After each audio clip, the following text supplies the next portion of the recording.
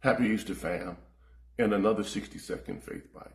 Give me just a minute to share with you some thoughts as we close out this wonderful day of celebration we call Easter, or Resurrection Sunday. The text at John 19:28 records that Jesus, knowing that all things were accomplished, that the scriptures might be fulfilled, said, "I thirst."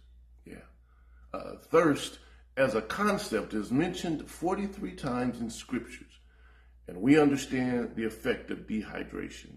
In fact, the body is composed between 60 to 70% water, and thirst is primarily caused by the body's need to restore fluid balance.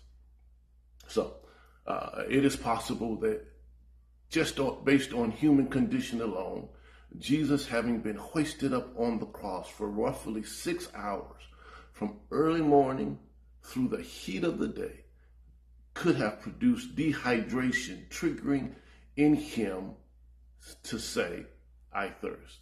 So yes, Jesus was physically thirsty, but Jesus' thirst was more than just physical.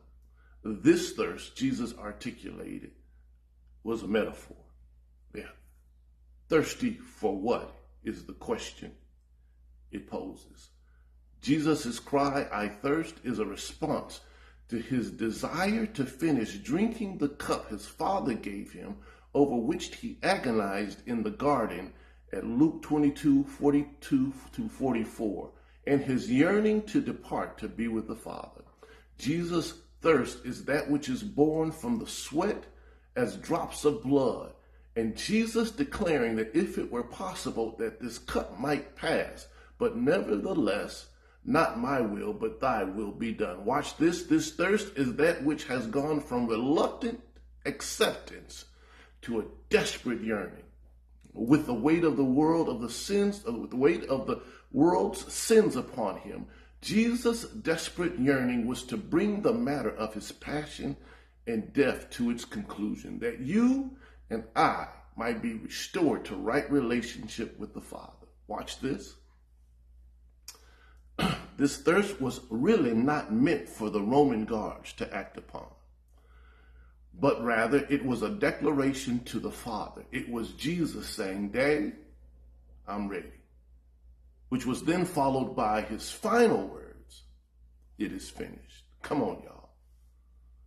Paradoxal sacramental mystery. He who knew no sin became sin.